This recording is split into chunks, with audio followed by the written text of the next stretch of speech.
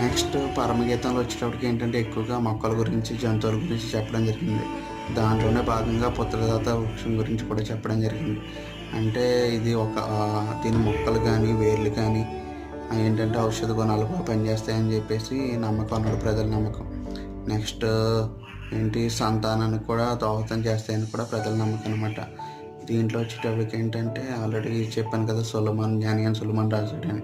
దీంట్లో 4 క్యారెక్టర్స్ అనేది major role pay చేస్తాయి. 4 పాత్రలు అనమాట, 4 క్యారెక్టర్స్. ఫస్ట్ వన్ వచ్చేటప్పటికి ఏంటంటే షోలమితి అనేది వధువు. అండ్ సెకండ్ది వచ్చేటప్పటికి ఏంటంటే యెరూషలేము కుమార్తెలు.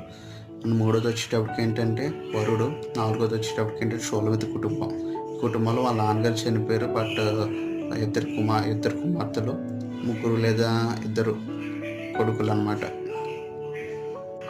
అలాగే స్థలం వచ్చేటప్పటికి యెరూషలేము రాజభవనం. ఈ యొక్క